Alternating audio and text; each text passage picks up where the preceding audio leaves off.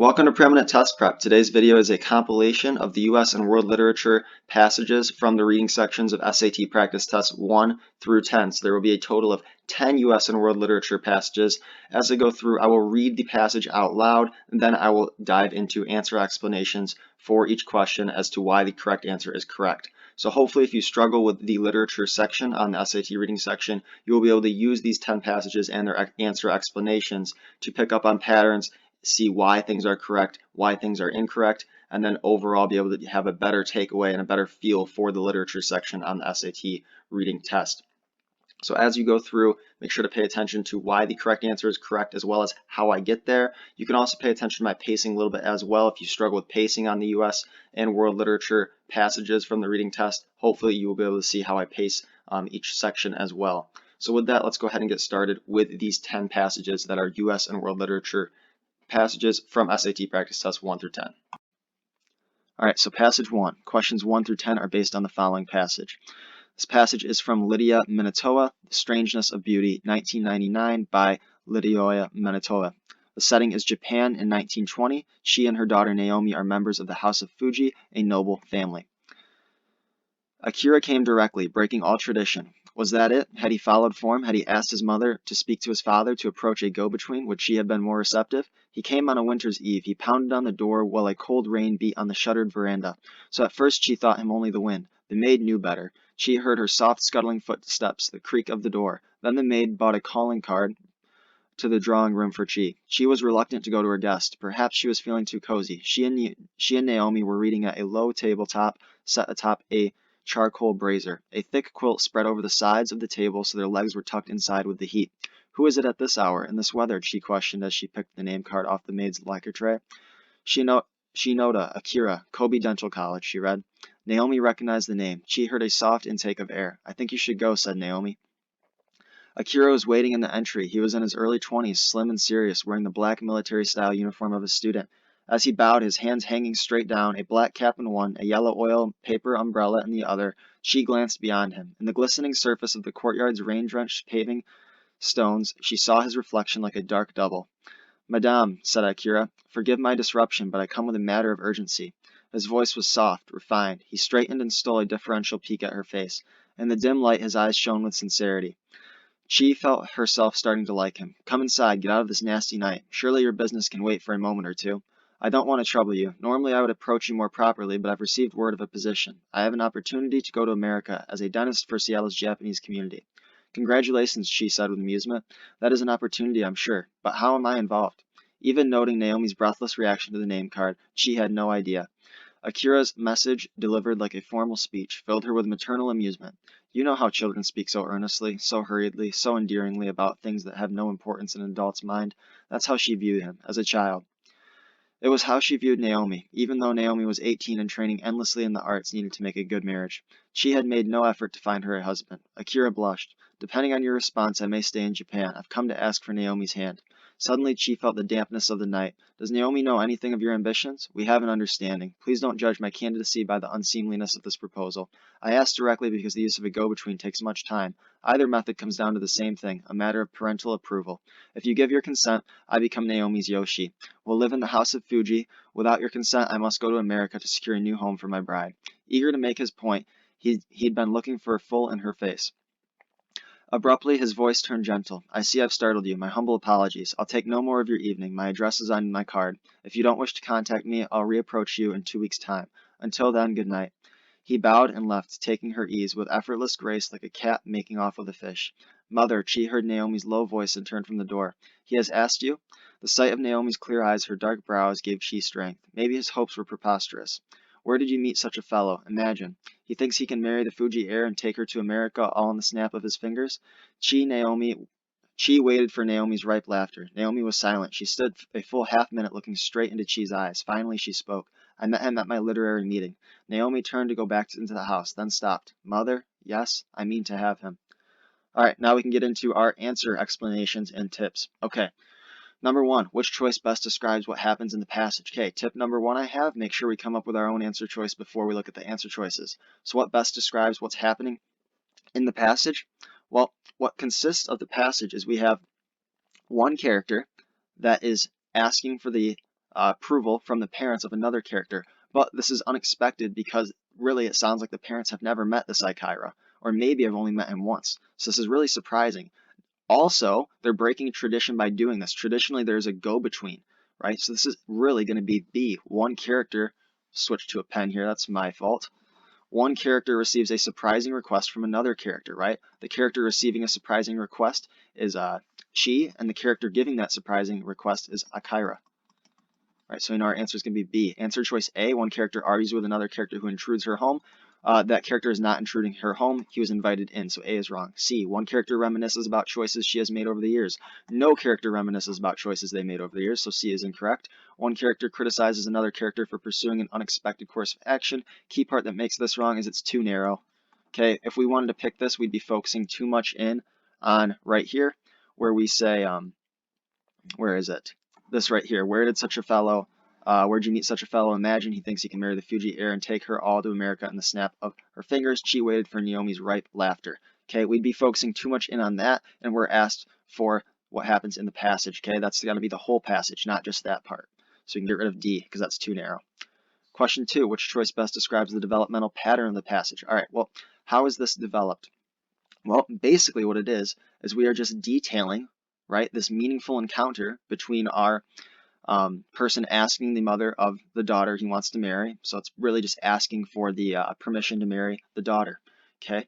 What we're not doing is we're not making a careful analysis of a traditional practice because we aren't carefully analyzing it. So we can get rid of A because of that.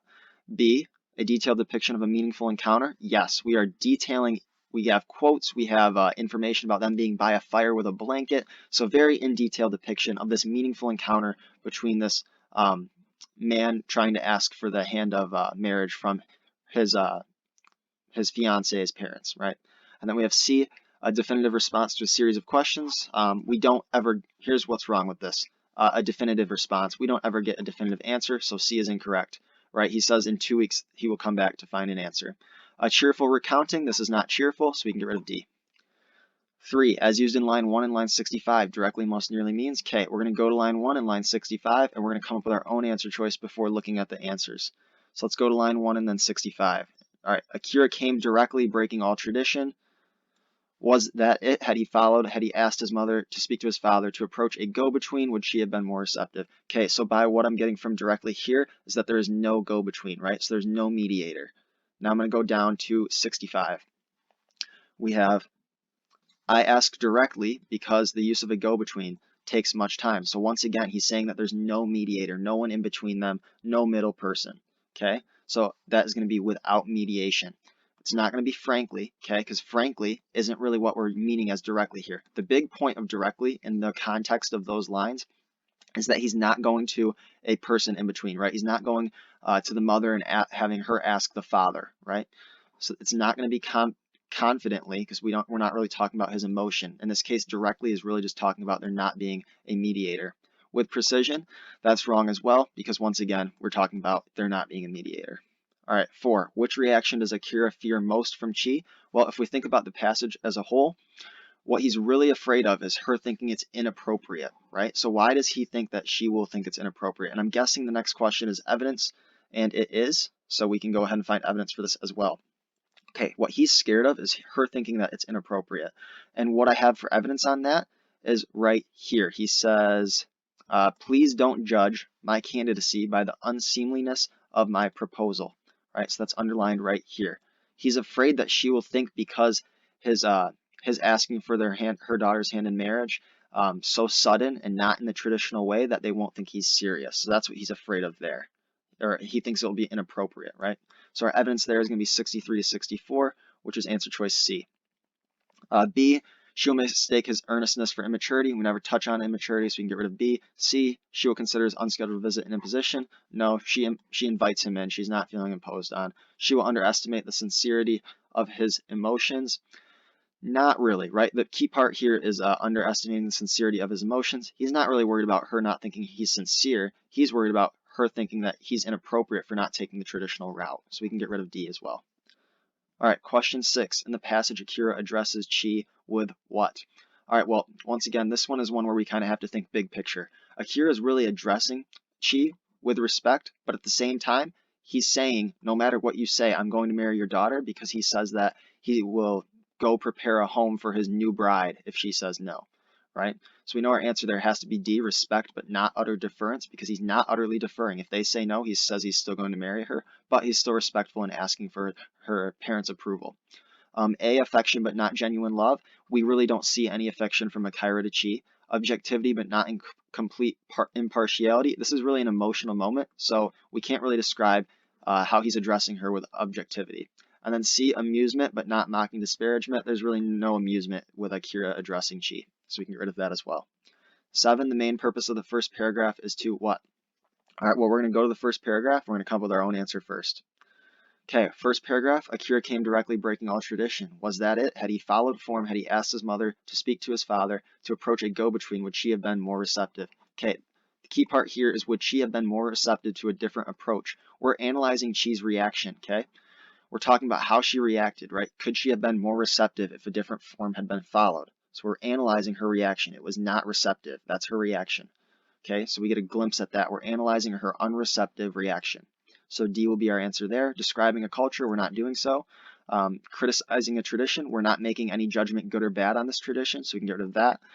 C, questioning a suggestion, we are not questioning anything. There may have been a question mark, but it seems like it was rhetorical, and we're not questioning any suggestion because no suggestion was made. 8, as used in line 2, form most nearly means. Well, we're going to go to line 2, come up with our own answer first. Was that it? Had he followed form? That's going to be tradition or custom, right? Saying had he followed form, another thing, we see that there's a context clue here as well, tradition. So tradition or custom should be our answer there, because those are talking about social forms. We see tradition isn't on here, but custom is. Custom will be our answer there. All right, next up we've got 9. Why does Akira say his meeting with Chi is a matter of urgency in line 32? Well, we're going to go to line 32 and figure out why he says it's urgent. Okay, line 32 isn't going to give us our answer, but it's going to tell us right about where it is. He says it's urgent, then he goes on and he says that he would normally do it more properly, but he received word of a position in America. Okay, so we have a job opportunity in America. That's from line 39 to 42. I'm guessing the next question is evidence. That's why I'm noting that. And the next question is evidence. Okay, 39 to 42. Why does he say that his meeting is a matter of urgency? Because he was offered an attractive job in the United States. Okay, so that's going to be our answer there. For C, that one's pretty self-explanatory. I don't really need to tell you why the other ones are wrong, because it's just a question of fact. And then we got our answer choice B for our evidence there as well. All right, so now we can move on to, all right, so we got the reading sections. We got questions 1 through 10 are based on the following passage. The passage is adopted from Charlotte Bront. It's titled The Professor, originally published in 1857. No man likes to acknowledge that he has made a mistake in the choice of his profession, and every man worthy of name will row long against wind and tide before he allows himself to cry out, I am baffled, and submits to be floated passively back to land. From the first week of my residence in X, I felt my occupation irksome. The thing itself, the work of copying and translating business letters, was a dry and tedious task enough, but had that been all, I should have borne with the nuisance. I am not of an impatient nature, and influenced by the double desire of getting my living and justifying to myself and others the resolution I had taken to become a tradesman. I should have endured in silence the rust and cramp of my best faculties. I should not have whispered, even inwardly, that I longed for liberty. I should not have pent in every sigh by which my heart might have ventured into intimate its distress under the closeness, smoke, monotony, and joyless tumult of Big Ben Close, and its painting desire for freer and fresher scenes. I should have set up the image of duty, the fetish of perseverance, in my small bedroom at Mrs. King's lodgings, and they too should have been my household gods, from which my darling, my cherished in secret, imagination, the tender and the mighty, should never, either by softness or strength, have severed me. But this was not all. The antipathy which had sprung up between myself and my employer, striking deeper root and spreading denser shade daily, excluding me from every glimpse of sunshine of life, and I began to feel like a plant growing in humid darkness out of the slimy walls of a well. Antipathy is the only word which can express the feeling Edward Crimsworth had for me, a feeling in which great measure involuntary, and which was liable to be excited by every most trifling moment, look, or word of mine. My southern accent annoyed him, the degree of education evinced in my language irritated him, my punctuality, industry, and accuracy fixed his dislike and gave it the high flavor and poignant relish of envy. He feared that I too should one day become a successful tradesman. Had I been anything inferior to him, he would not have hated me so thoroughly, but I knew all that he knew, and what was worse, he suspected that I kept the padlock of silence on mental wealth in which he was no sharer. If he could have once placed me in a ridiculous or mortifying position, he would have forgiven me much, but I was guarded by 3 faculties, caution, tact, observation, and prowling and prying as was Edward's malignity, it could never baffle the lynx eyes of these. My natural sentinels, day by day did his malice watch my tact, hoping it would sleep, and prepared to steal snake-like on its slumber. But tact, if it be genuine, never sleeps. I had received my first quarter's wages and was returning to my lodges, possessed heart and soul with the pleasant feeling that the master who had paid me grudged every penny of that hard-earned pittance. I had long ceased to regard Mr. Crimsworth as my brother. He was hard, grinding master. He wished to be an inexorable tyrant, that was all. Thoughts not varied but strong occupied my mind. Two voices spoke within me. Again and again they uttered the same monotonous phrases. One said, "William, your life is intolerable." The other said, "What can you do to alter it?" I walked fast, for it was a cold, frosty night in January. As I approached my lodgings, I turned from a general view of my affairs to the particular speculation as to whether my fire would be out. Looking towards the window of the sitting room, I saw no cheering red gleam. Okay, at this point, that was 3 minutes to read the passage. I'm going to go ahead and answer the questions. I'm just going to go in order here. So we have which choice best summarizes the passage? Well, if we think about the passage as a whole, we're talking about, in the beginning, a character and how he dislikes his job, and then as he goes on, he elaborates on the reasons why. So our answer there would be A, right? He talks about how his employer, Mr. Crimsworth, hates him. He talks about how the job is monotonous, and he talks about the reasons why he does not like this job. That's after he goes on describing it. He considers those reasons why. Okay, the main purpose of the opening sentence in the passage is to do what? Okay, well, when we open up in this passage, what I notice immediately is I notice that he talks about how he doesn't like his profession and that no man ever wants to admit that he chose the wrong profession. And he's talking about how he's baffled. He's talking about how the thing itself is long and boring and that it's a nuisance. He's talking about how he really doesn't like it, and it's giving us insight into how he's thinking. Okay, so the big part here is that it's showing us what he's thinking. Okay, it's not about a controversy, so A is wrong. B, providing context useful in understanding the narrator's emotional state. Absolutely, it's telling us that he's upset with that profession he's chosen, and it's offering that insight into his emotional state. C, offer a symbolic representation of Edward Crimsworth's plight. Absolutely not. D, contrast the narrator's good intentions with his malicious conduct. No. Okay, number 3. We've got, during the course of the first paragraph, the narrator's focus shifts from what? Okay, well, his focus initially is on the general idea of job satisfaction, as I see in C, right? We know in the beginning he's talking about the idea that isn't specific to him. He's just talking no man, right? He's not saying himself likes to acknowledge he chose the wrong profession. Every man worthy of name will go against the current before he cries out that he's baffled, right? Before he cries out, oh, this is the wrong profession. So he's starting out general, and then as he goes on, he starts talking about himself, right? We have I, we have I, we have I. Okay, we see that. We talk about how he should have longed for liberty, all of those things. So he's really talking about his specific case there. Okay, so we're going from generalization about job dissatisfaction to the specifics of his own situation there. So that would be why 3C has to be our answer. As far as A, recollection of past confidence, no, we don't do that. B, reflection on his expectations of life. It's not about life, it's more about his job. And then life as a tradesman to desire for another job. Never says he desires another job. And then D, evaluation of factors making him unhappy. He doesn't start out in that in paragraph 1. Okay, 4, the references to shade and darkness at the end of the first paragraph mainly have which effect? Well, if we think about, we'll go ahead and go there, obviously, because we're told to talk about the shade and darkness. We know that when we go to that in that first paragraph, let's go ahead and find where it's at. I'll put it in blue. So we've got shade and darkness. It's looking like it's towards the end here. Okay, we've got darkness right here, humid darkness out of the slimy walls. He feels like a plant growing in darkness. We see that we have shade, looks like right here. Okay, we have spreading denser shade. So he's really talking about darkness and showing that dismay he has for both this job as well, really as his place in life, his circumstances at home as well. Okay, so we're looking for something that is showing that sense of dismay, right? They evoke the characters or the narrator's sense of dismay. It's not sinister thoughts, it's not fears of confinement, it's not longing for rest. Those are senses of dismay, darkness and dismay. Okay, the passage indicates that Edward Crimsworth's behavior was mainly caused by his what? Well, we know that it talks about how Mr. Crimsworth or Edward Crimsworth thinks that the narrator is superior to him, right? So it's jealousy of that narrator's superiority. Okay, I'll go ahead and quick show you where that is as well. We see that that's right here. We have it was liable at every moment. We have, let's see, I know that there's one spot where it clearly says that. Okay, right here, had I been anything inferior to him. Okay, so obviously then Edward Crimsworth thinks that he is superior, that the narrator is superior to him, thus showing us how D is correct for number 5. 6, the passage indicates that when the narrator began working for Edward Crimsworth, he viewed Crimsworth as a what? Okay, well, we know at first he viewed Crimsworth as a brother, right? We see that it is right Here, I long ceased to regard Crimsworth as my brother. So at first he regarded him as a brother. Now in this case, it does not mean that he was actually genetically related. In this case, we're talking about an ally, brother in that sense. So our answer there would be B. Not a perceptive judge, not a demanding mentor, not a harmless rival. Next up, we've got question 7. Which choice provides the best evidence for the answer to the previous question? Well, that would be what I just highlighted. Okay, talking about him as a brother, we see that that is going to be in line 61 to 62. So I'm going to go down, find that. I see that's going to be D for number 7. Okay, now I got question 8. Question 8. At the end of the second paragraph, the comparisons of abstract qualities of lynx and a snake mainly have the effect of what? Okay, well, him talking about the lynx and the snake, those are both predators.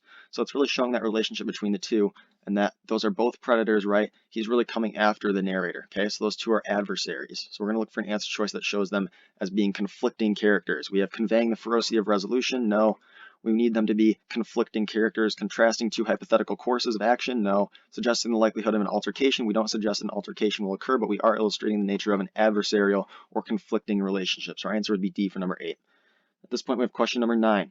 The passage indicates that after a long day of work, the narrator sometimes found his living quarters to be what? Okay, treacherous would not be a good answer choice here, just right off the bat.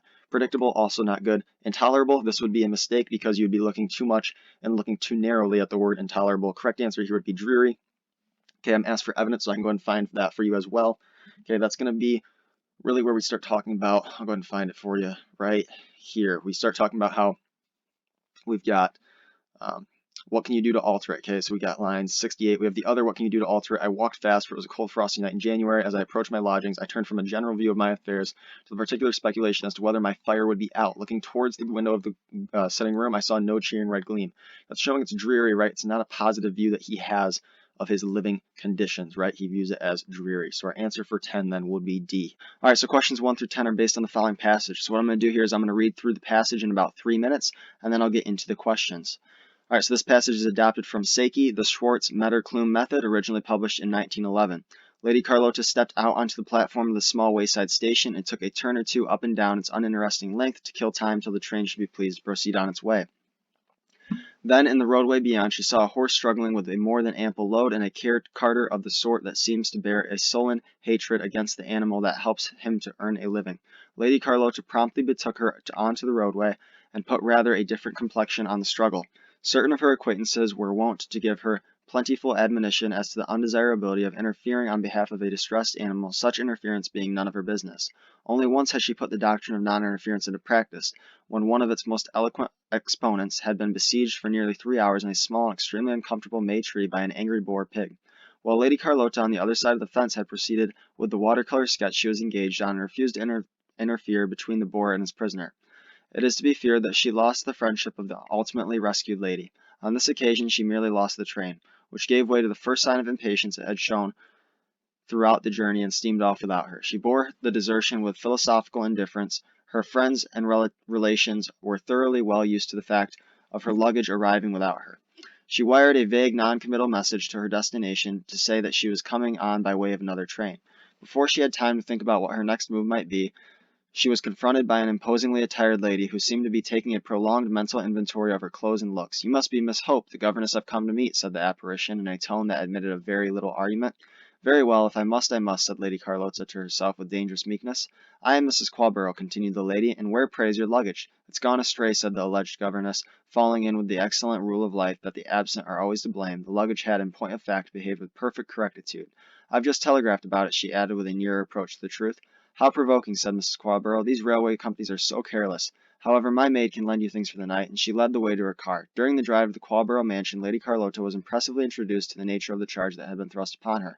She learned that Claude and Wilfred were delicate, sensitive young people, that Irene had the artistic temperament highly developed, and that Viola was something or else of a mold equally commonplace among children of that class and type in the 20th century. "I wish them not only to be taught," said Mrs. Quabarrow, "but interested in what they learn. In the history lessons, for instance, you must try to make them feel as though they were being introduced to the life stories of men and women who really lived, not merely committing to memory a mass of names and dates to memory. French, of course, I shall expect you to talk at mealtimes several days in the week. I shall talk French 4 days of the week and Russian in the remaining 3. Russian, my dear Miss Hope, no one in the house speaks or understands Russian." "That will not embarrass me in the least," said Lady Carlota coldly. Mrs. Qualborough, to use a colloquial expression, was knocked off her perch. She was one of those imperfectly self-assured individuals who are magnificent and autocratic as long as they are not seriously opposed. The least show of unexpected resistance goes a long way towards rendering them cowed and apologetic. When the new governess failed to express wondering admiration of the large, newly purchased and expensive car, and lightly alluded to the superior advantages of one or two makes which had just been put out on the market, the discomfiture of her patroness became almost abject. Her feelings were those which might have been animated a general of ancient warfaring days on beholding his heaviest battle elephant ignominiously driven off the field by slingers and javelin throwers. Alright, now we can get into our questions. So we have which choice best summarizes the passage. Okay, this is really a big picture question asking us to summarize the passage as a whole. Alright, so let's look at our options. We have A, a woman weighs the positive and negative aspects of accepting a new job. Well, we know that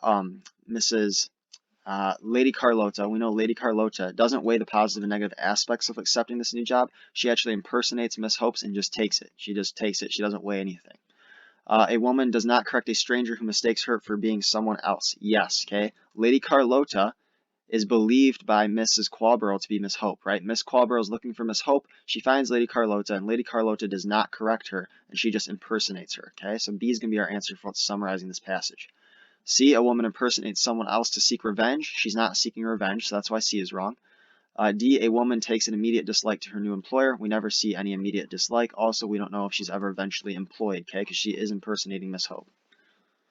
All right, part 2. In line 2, turn most nearly means. Well, this is a words in context question asking us to figure out what turn means in the context of the passage. So what we do with those is we go to line 2, and then when we go to line 2, we find turn, and we try to come up with our own answer choice for what that's going to mean. All right, so we have Lady Carlota stepped out onto the platform of the small wayside station and took a turn or two up and down its uninteresting length to kill time till the train should be pleased to proceed on its way. In this case, she's really taking like a stroll or a short walk, a leisurely stroll up and down this length of that train to try to kill that time. Okay, so I'm looking for an answer that says something like a leisurely stroll or a short walk.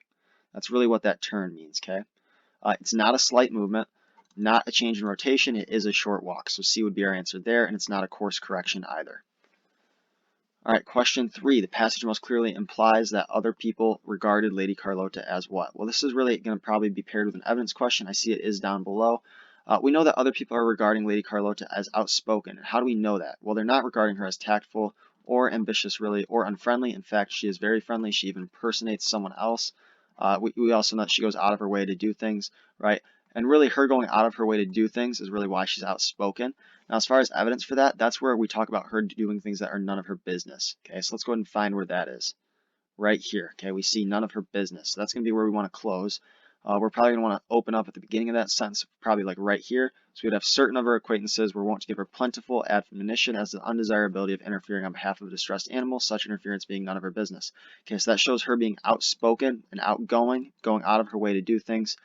We also know that her acquaintances know this, so we're sure that she talks about it, right? She's very outspoken in that way. So I'm looking at lines 10 to 14 is what I'd be looking at for my evidence there. So let's go ahead and see if we have that as an option. We see that we do, so that's A. Okay. So we get 3, we're going to have A, and we got 4, we're going to have A. All right, question 5. Let's see what the question 5 has for us. As far as question types for question 3, so question 4 is just an evidence question, so identifying that question type, it's just going to be about evidence. Question 3 is really kind of a little detailed question a little bit, also kind of talking about the characterization of Lady Carlota, that little detail that it talks about her being outspoken. All right, question 5, the description of how Lady Carlota put the doctrine of non-interference into practice mainly serves to do what? Well, we know that when we talk about that, we really go on to tell this humorous story of her with the pig, right, and how she doesn't interfere with this lady who's stuck by a tree with this pig for nearly 3 hours. So A, it's going to be humorous, so that's one thing I want to put down. Okay, and this story takes place right here with the angry boar pig. All right, so it's humorous. It's also showing an exception to what she normally does, right? It's only once that this happened. So kind of using a humorous thing to develop Lady Carlota as a character is really what I'm looking at there. So let me see if I have something like that. I have A, foreshadow her capacity for deception. She didn't deceive anyone, so A is going to be incorrect. B, illustrate the subtle cruelty in her nature. No, we're not illustrating any cruelty. Her not interfering there isn't necessarily cruel.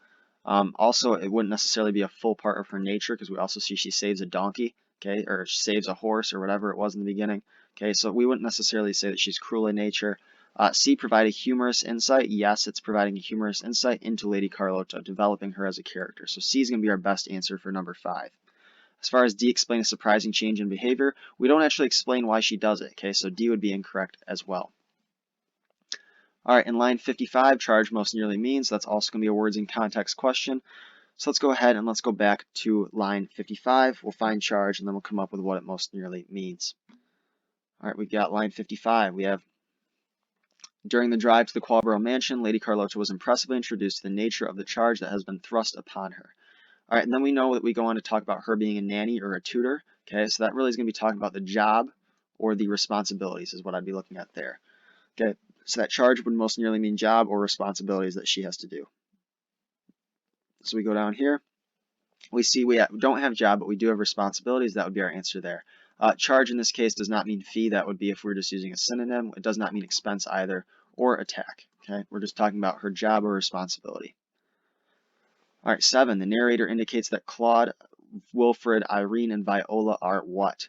Well, we describe them as similar to their peers of the people in that class at that time, okay? As far as evidence for that, I don't know if we're asked for evidence for the next one. I see we are not, but I'm going to go ahead and show you where it is anyway. It's right here. We talk about how Viola, we start at the end here.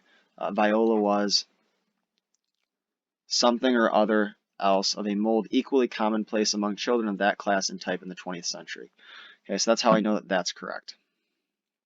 We don't say they're more educated than kids their age, or hostile to governess, or unusually creative and intelligent.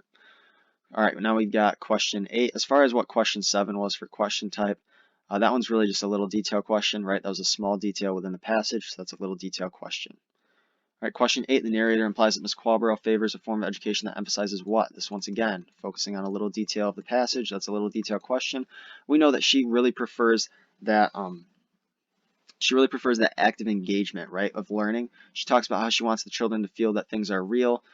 She wants them to be speaking French, not just learning facts, right, not factual retention. She actually says that explicitly. We don't really touch on artistic experimentation or traditional values. She really just wants them to be actively engaged, actively learning, viewing people as real people, not just facts and numbers. All right, question 9. As presented in the passage, Mrs. Qualborough is best described as what? We don't describe her as superficially kind. All right, so we can get rid of A. B, outwardly imposing but easily defied. Yes, we do describe her as outwardly imposing and easily defied. And as far as where we describe that, we're really describing that where we talk about her being, I'll go ahead and find it real quick, because I think I'm probably I don't highlight on this, so let's go ahead and find where it was. All right, so we talk about her being easily defied, right? So that's right here where we talk about how the least show of unexpected resistance goes a long way towards rendering her coward and unapologetic. She was one of those imperfectly self-assured individuals who are magnificent and autocratic as long as they are not seriously opposed. So let's see if we have 77 to 82 as an option, because that would really show how she's autocratic, right? And she's really self-assured, but as soon as there's any resistance, she becomes apologetic. So let's see if we have that as an option.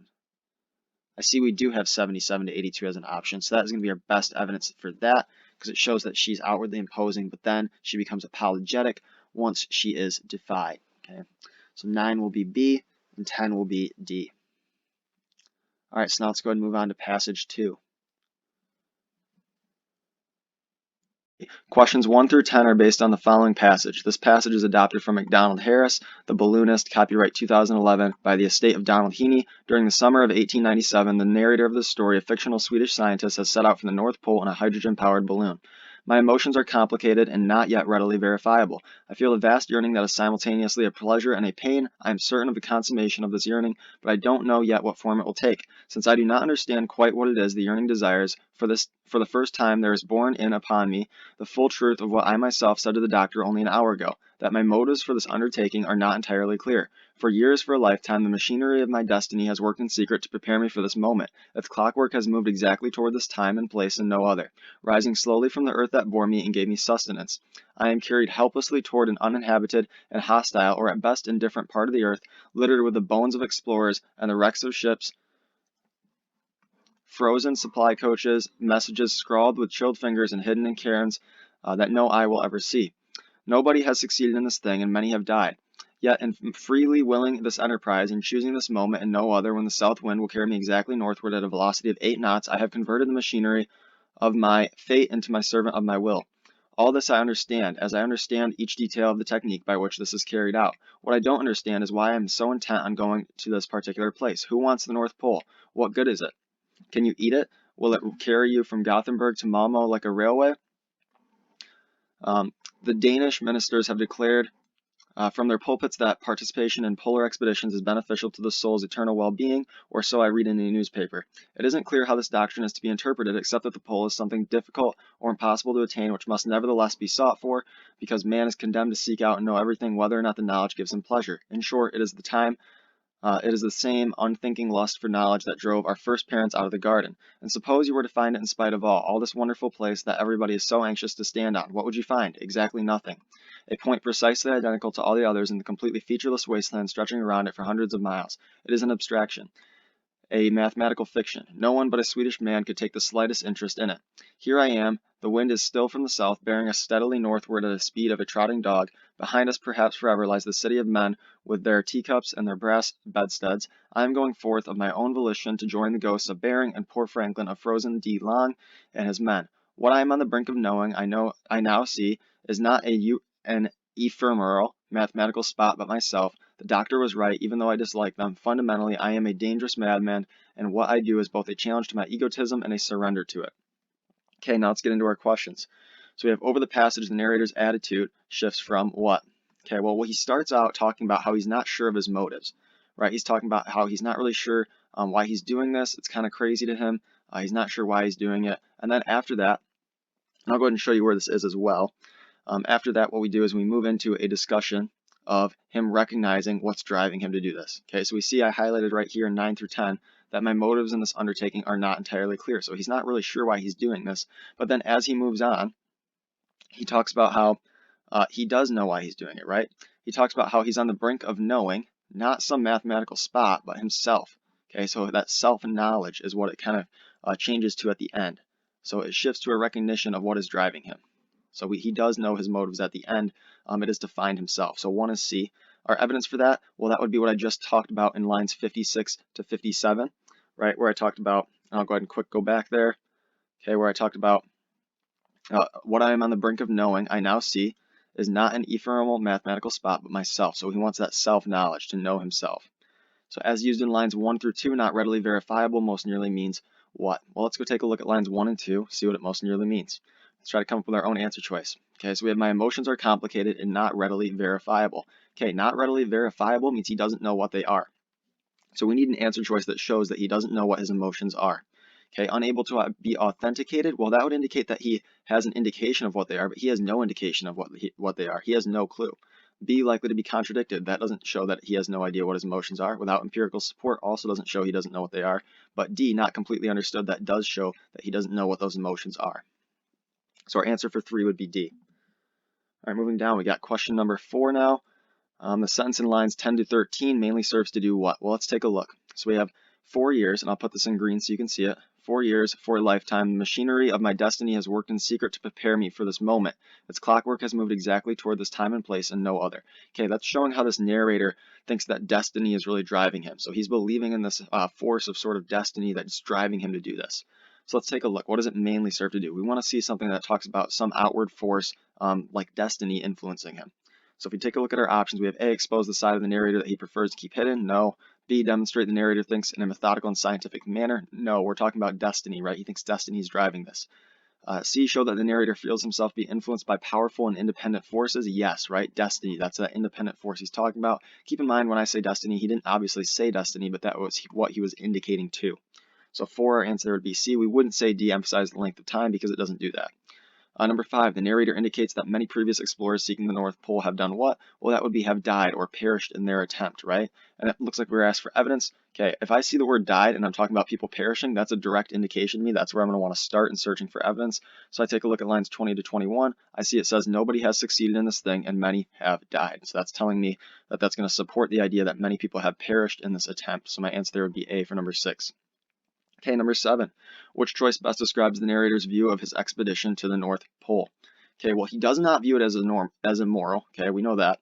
Now, what does he view his expedition as? Well, he doesn't really view it as necessary. He definitely, or I'm sorry, I misspoke there. He does view it as necessary, but he doesn't necessarily view it as something that is going to benefit the world very much, right? He thinks he has to do it because no one else has, and he says that it's something that nevertheless must be sought for. Okay, he's saying it has to be done. It nevertheless has to be sought for because no one's done it, and it's the duty of people to do these difficult or impossible tasks. Okay, so he's saying we do need to do it. It is necessary, but he's also saying that it's really, really stupid, right? He's talking about how he doesn't understand what his intent is in going on this particular place. Who wants the North Pole? What good is it? Okay, there is no real benefit to him traveling to the North Pole. But at the same time, even though it's not going to provide any great method of transportation for goods, trade, or services, he recognizes that it's something that has to be sought for because it's really the duty of man to explore this unknown and to conquer these new feats.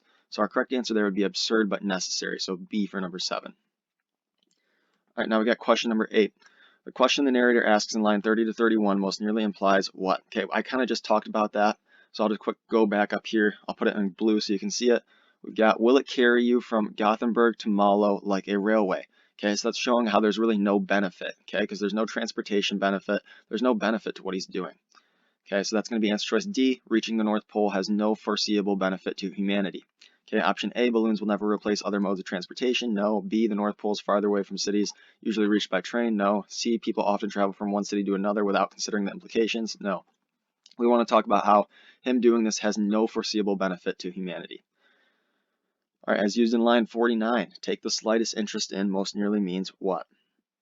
Well, let's take a look at line 49 and look at what it means. Okay, so we have take the slightest interest in. So we see that it's towards the bottom right of our screen. We have no one but a Swedish madman could take the slightest interest in it being traveling to the North Pole.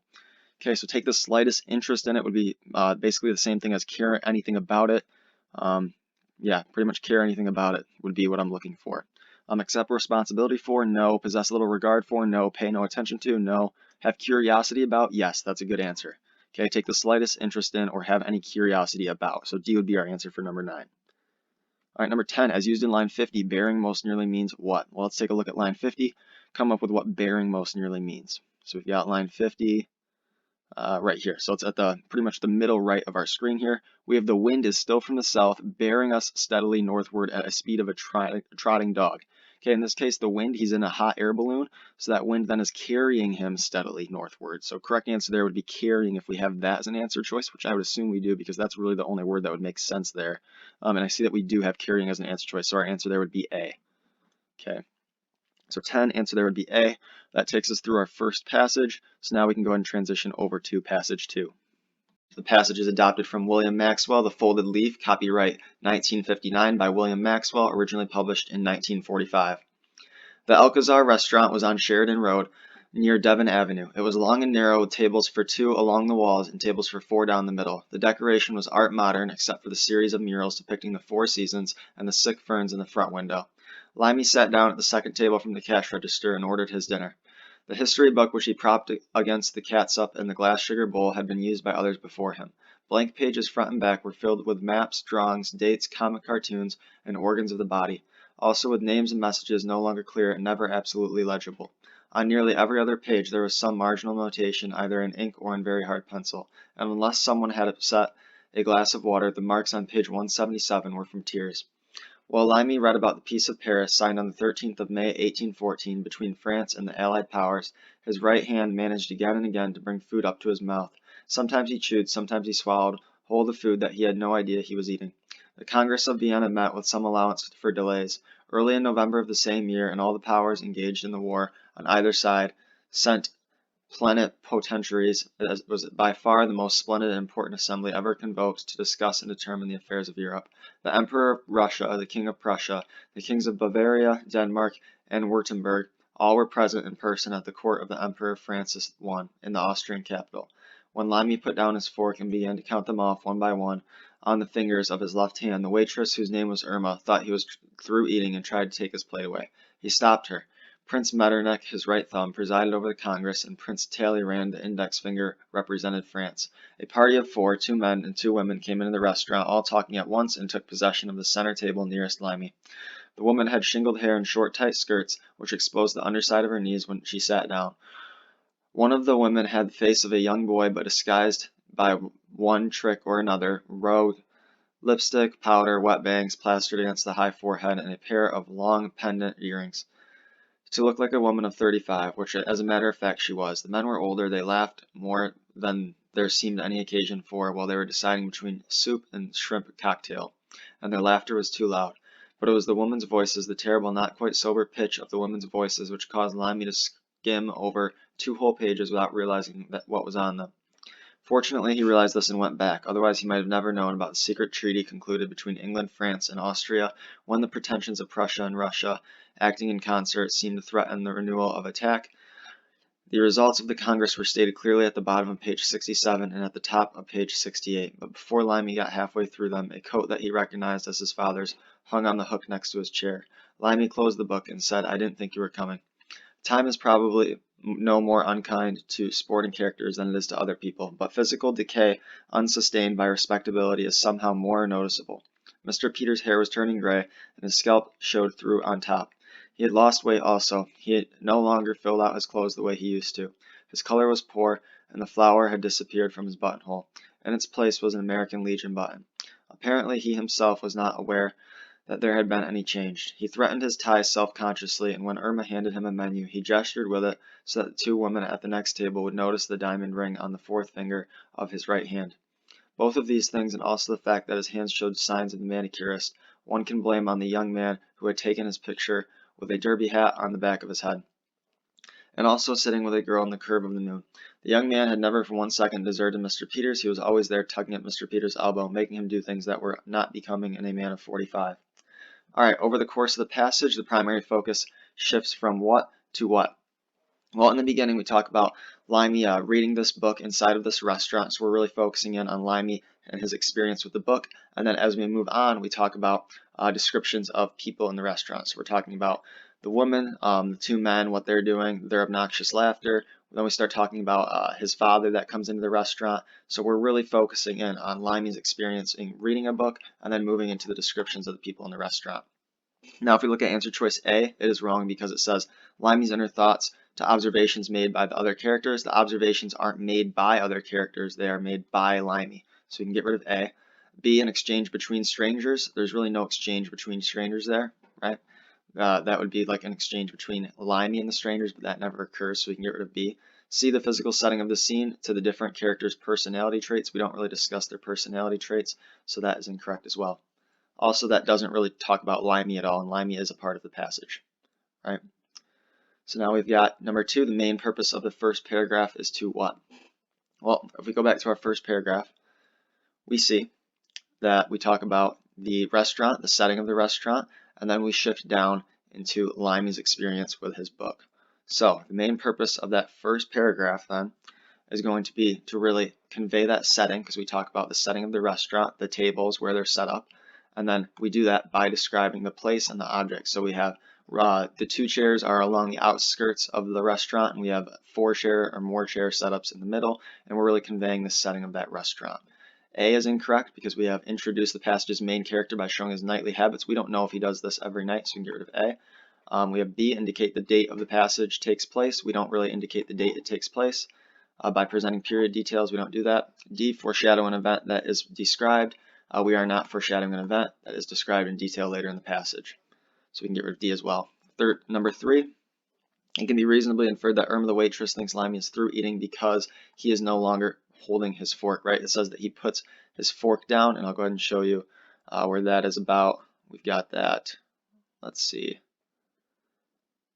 I believe that it is, I can't find where it was at, but we've got, here it is right here.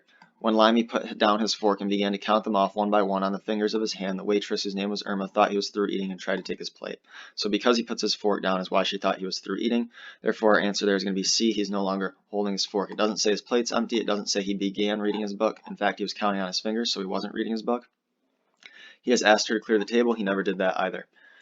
Number 4, Limey's primary impression of the party of 4 is that they, A, are noisy and distracting, right? We talk about how they're noisy and distracting, and we're asked for evidence, right? Our evidence for that one. They're noisy and distracting, and I believe that it's about lines right here, right? It says the woman's voices, the terrible, not quite sober pitch of the woman's voices caused Limey to skim over 2 whole pages without knowing what was on them. That shows it's distracting because he's skipping pages, and it shows that they're loud because we're talking about the annoying, loud, pitched voices.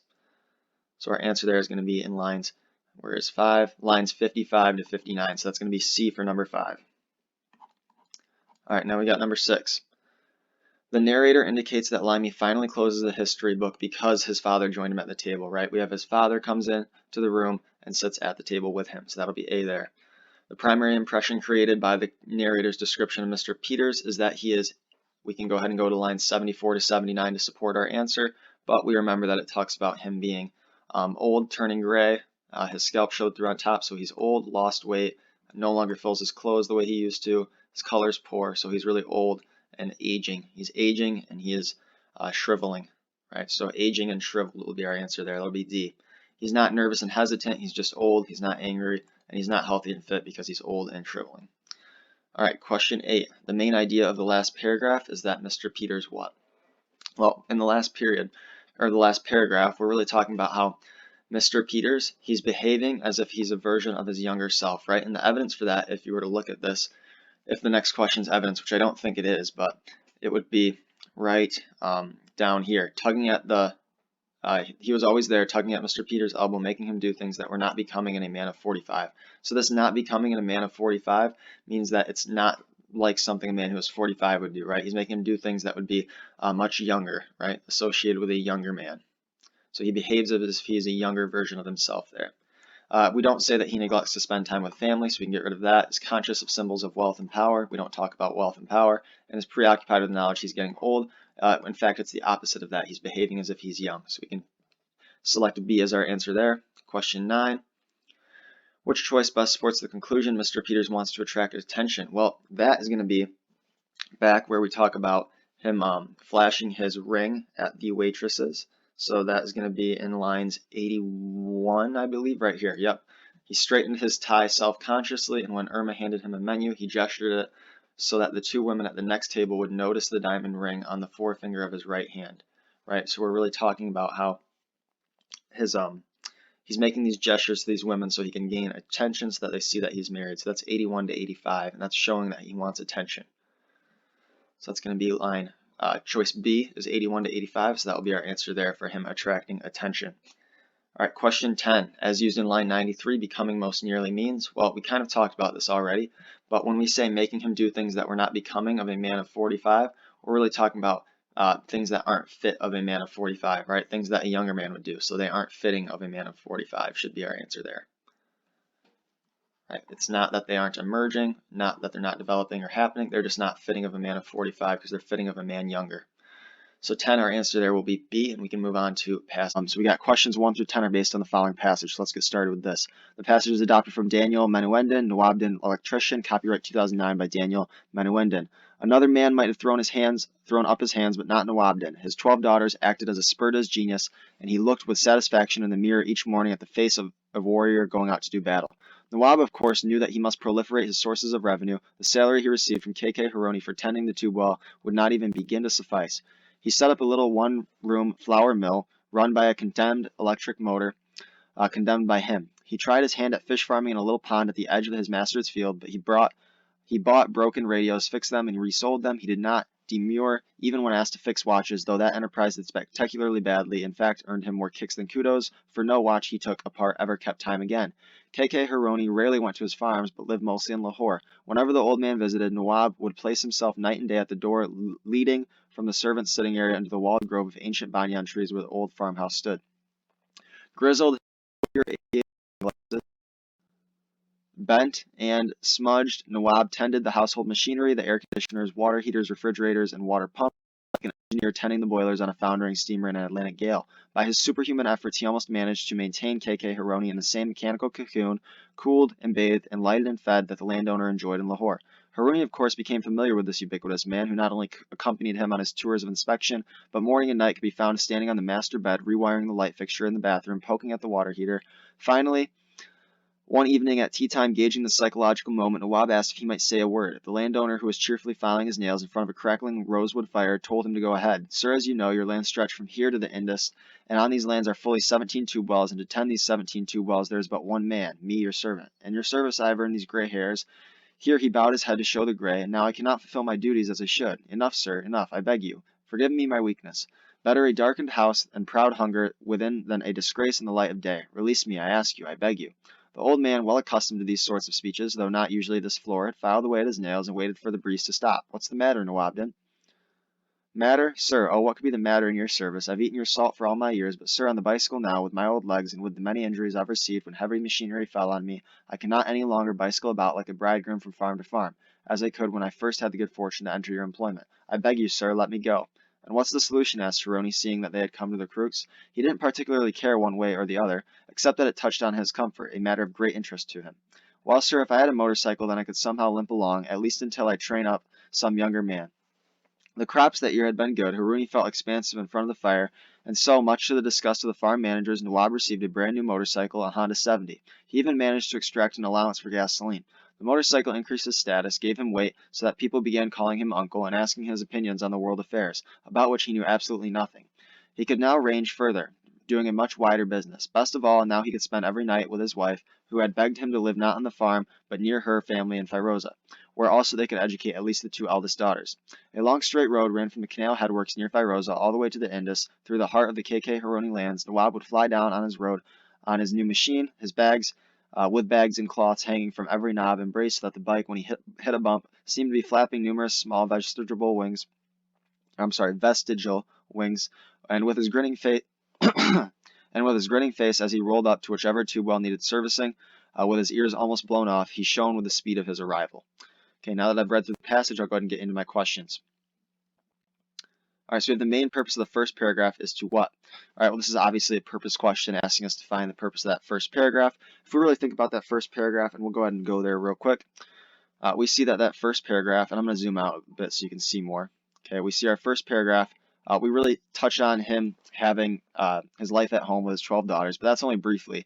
And then after that, we really spend the rest of that first paragraph touching on all of his money-making ventures, right? Everything that he does to make money, how he's trying to proliferate his sources of revenue. So literally everything that he's doing to try to increase his income is really all of that. So that's really the main purpose of paragraph 1 is to describe his various money-making ventures, all the ways he's trying to earn that income. So 1 is going to be C as far as why A, B, and D are wrong. A, characterize him as a loving father. That's too narrow. It focuses too much on that first part of that paragraph. Okay, that's too narrow. B, outlining the schedule of a typical day. We don't outline his schedule. We only describe his various money-making ventures. D, contrasting Nawab's and Hironi's lifestyle. At that point, we don't even know much about Hironi, so we're definitely not contrasting their lifestyles. All right, question 2, as used in line 16, kicks most nearly means. Anytime I have a most nearly means question, I go to that line, find the word, and try to come up with my own answer choice first. So line 16, it says that the word is kicks. So let's go there. We see that he did not demur even when asked to fix watches, though that enterprise did spectacularly badly. In fact, he earned more kicks than kudos. For no watch he took ever kept time again.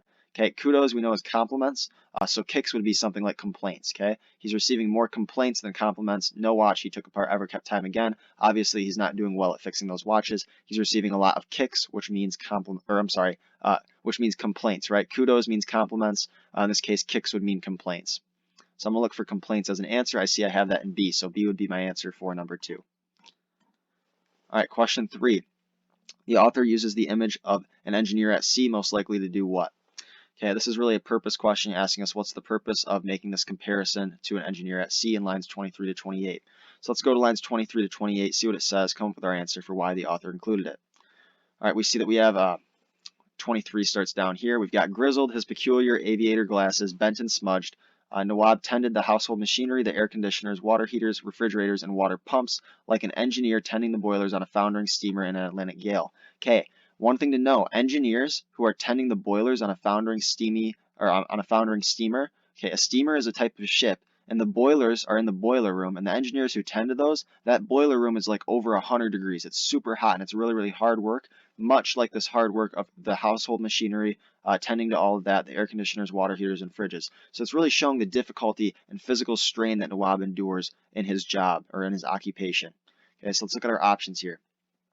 A suggests that Nawab often dreams of having a more exciting profession. No, it's not about him dreaming to be an engineer. A is wrong. B, highlighting the fact that Nawab's primary job is to tend to Haruni's tube wells. No, we're highlighting that physical strain, so we're trying to find an answer choice that has that. C, reinforcing the idea that Nawab has had many different occupations in his life. No, we actually know that Nawab has pretty much worked for Haruni for pretty much all of his life, so that's going to be wrong. D, emphasize how demanding Nawab's work for Haruni is. Yes, right, we're showing how demanding it is. It's demanding like the work of an engineer in a steam or a boiler room. All right, so now we got question 4. Which choice best supports the claim that Nawab performs his duties for Haruni well?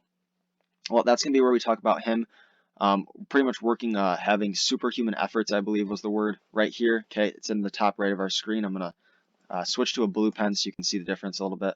By his superhuman efforts, he almost managed to maintain KK Haruni in the same mechanical cocoon, cooled and bathed, lighted and fed, that the landowner enjoyed in Lahore. Okay, that's really showing he works very, very hard to keep this landowner, Mr. Haruni, in that same sort of mechanical cocoon or that same sort of high-class living that he enjoys in Lahore, which is his more city home, his more luxurious home. So that was lines, I believe it was 28 to 32, and it was, so that's going to be answer choice A for number 4. So A would be our answer for number 4. That's really showing that he performs those duties well. All right, now we got question 5. In the context of the conversation between Nawab and Haruni, Nawab's comments in lines 43 to 52 serve to do what? This is a purpose question asking us what the purpose of those lines is. So we'll go quick take a look at that, come up with our own answer choice first. So it's lines 43 to 52. We see it starts up here. We have, sir, as you know, your land stretched from here to the Indies. We talk about how there's 17 tube wells. He's the only one servicing them. We talk about how he has earned these gray hairs in his service to Haruni. He bows his head, shows his gray hairs. He talks about how he's getting very old. He talks about how he wants to be released. So really the big thing here is he's talking about how he's gotten these gray hairs in his service, how he's gotten old, but how he's really done a great job being loyal to Haruni over the years. So really focusing in on Haruni's loyalty, or I'm sorry, Nawab's loyalty to Haruni is really what we're focusing on there. So that's going to be answer choice C, emphasizing Nawab's diligence and loyalty to Haruni because he's earned those gray hairs working for Haruni. As far as why A is wrong, flatter Haruni by mentioning how vast his lands are. He's not trying to flatter him. He's trying to show his dedication. B, boasting about how competent and reliable. He's actually saying he's unreliable now because he's gotten old and he's asking to be released. So that's going to be wrong as well. D, notifying Haruni he intends to quit. No, he's asking permission to quit. He doesn't intend to yet. He's asking permission to. So 5 there is going to have to be C. All right, question 6.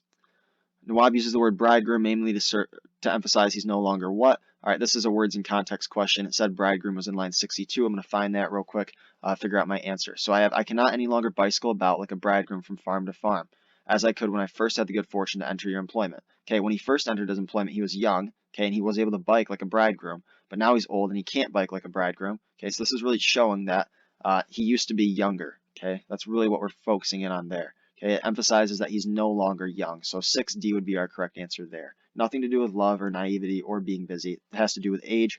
So our answer there is going to be D for number 6. Question 7. It can be reasonably inferred from the passage that Haruni provides Nawab with a motorcycle mainly because what? Well, we know that that's because Haruni enjoys his lavish lifestyle and he wants to maintain that. So it's really a selfish decision to do it. Okay, so that's going to be answer choice B. He sees benefit to himself from giving Nawab a motorcycle. He knows by giving Nawab a motorcycle, he can maintain that luxurious lifestyle because Nawab has always done a good job of maintaining that residence for him. So 7, answer is going to be B there. If we have an evidence question for the next one, that'd be nice because I already know where the evidence would be. Okay, we do have an evidence question, so I'll go ahead and find that. That's going to be where we talk about how he makes decisions selfishly. Right here, okay, he says he didn't particularly care one way or the other, except that it touched on his comfort, a matter of great interest to him. Okay, really focusing in on this part right here, that his greatest interest is in his own comfort. So that's 66 through 68. So that's going to be my evidence there, 66 through 68. Let's see if we have an answer choice for that. And we see that we do. So that's going to be answer choice B for number 8. All right, question 9. And I'm going to switch back to my black pen because it's thinner. The passage states the farm managers react to Nawab receiving a motorcycle with what? Okay, that's disgust. How did I know that so quickly? Well, I actually recall that it said exactly that word, disgust. And I'll go ahead and find that for you. It's up here. We see that we've got right here. So we've got line 70 through 72 is where it starts. The crops had been good that year. Haruni felt expansive in front of the fire, and so much to the disgust of the farm managers. Okay, when we say much to the disgust of the farm managers, that's showing those farm managers are reacting to Nawab receiving that motorcycle with disgust. So since it's literally giving us the word there, we know the answer there has to be disgust. Okay, now we got question 10, last question for this passage. According to the passage, what does Nawab consider the best result of getting the motorcycle? Okay, that's going to be that he can spend more time with his wife.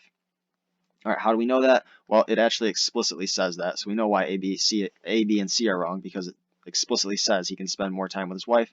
I'll quick show you where that's at as well. That's going to be up here when he says, right here, best of all. Okay, best of all is telling us that that's the most important thing to him. That's what he sees as the best part of getting that motorcycle. He could spend every night with his wife. So that's explicitly saying that the best part of getting that motorcycle is he can now spend every night with his wife. So we know that for 10, him spending time with his wife is going to be the obvious answer there. All right, so with that, we can go ahead and move on to passage 2. Questions 1 through 10 in passage 1. This passage is adopted from George Eliot Silas Marner, originally published in 1861. Silas was a weaver and a notorious miser, but then the gold he had hoarded was stolen. Shortly after, Silas adopted a young child, Eppie, the daughter of an impoverished woman who had died suddenly.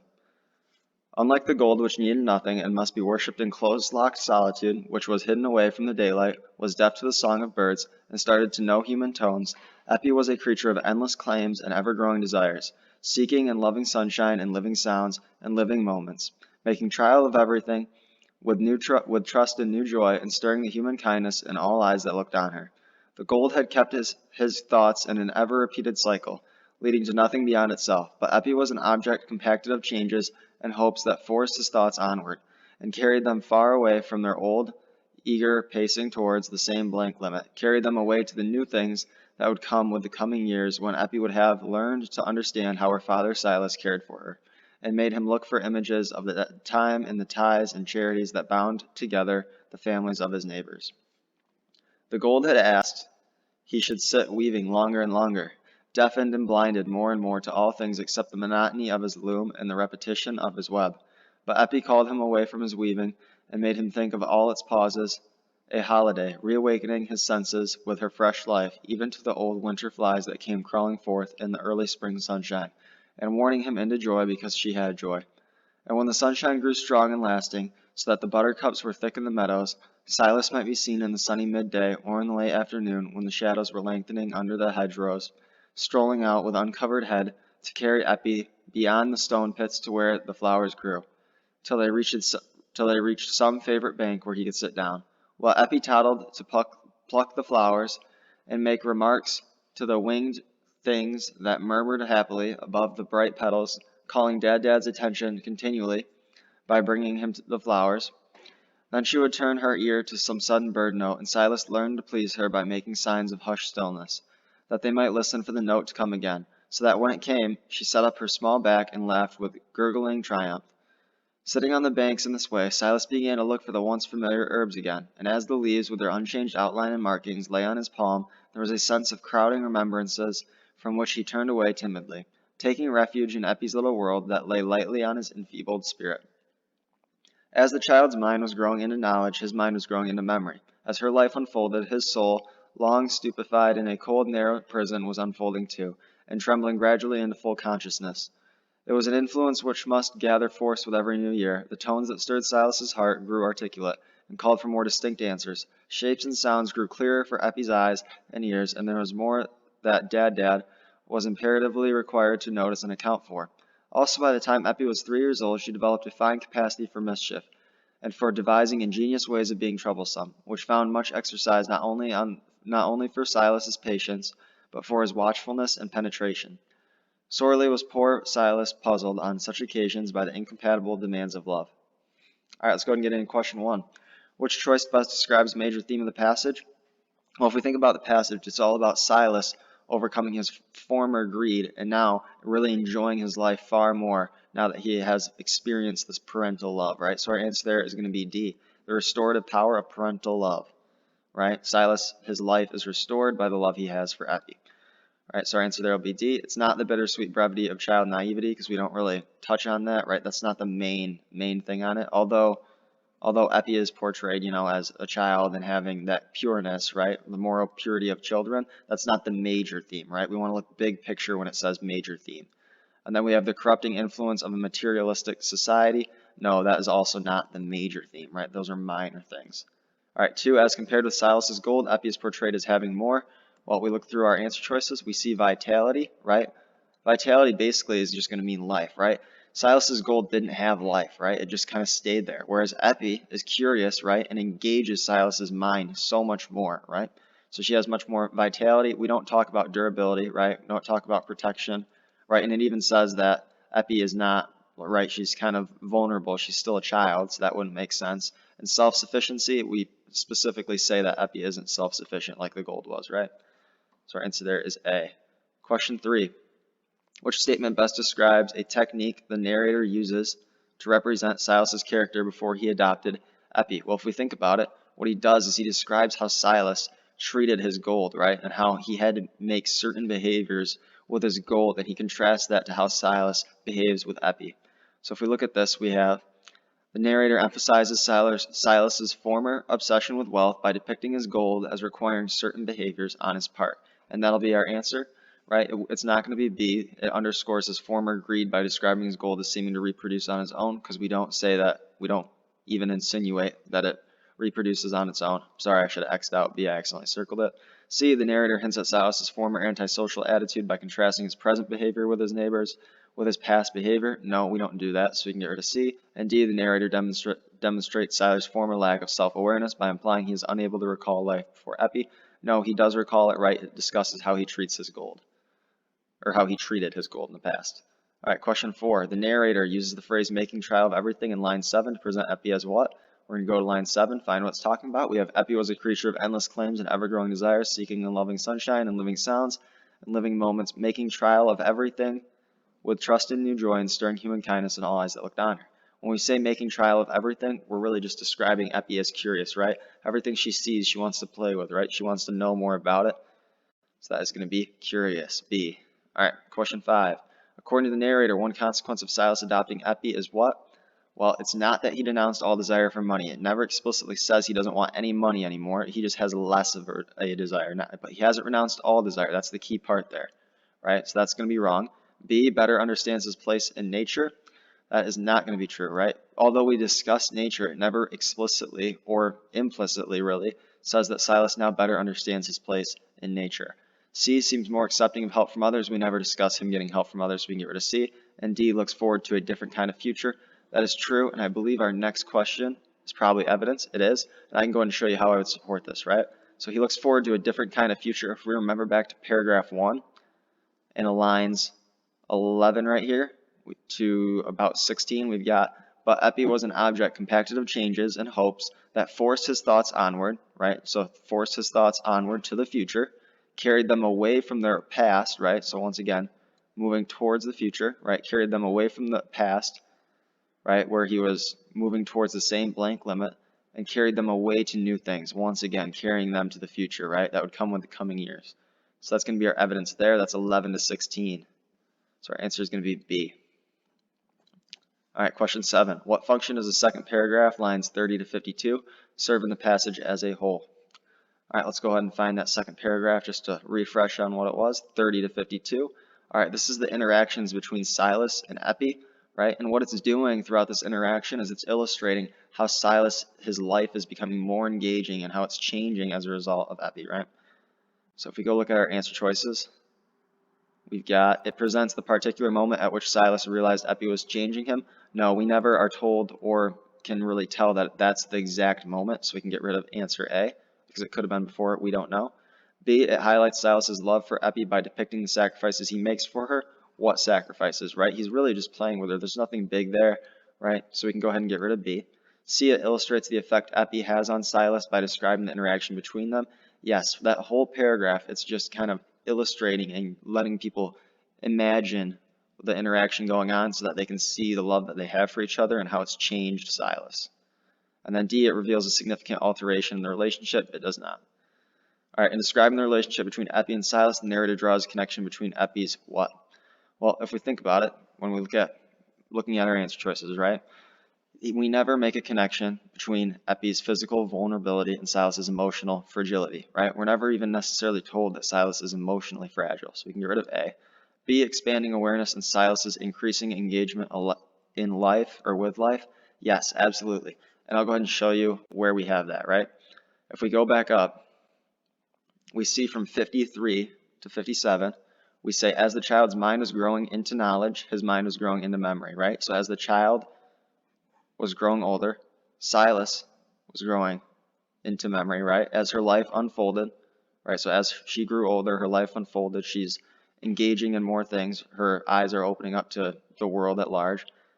His soul, long stupefied in a cold, narrow prison, was unfolding too, right? So he's becoming more engaged with life. He's no longer cold and narrow.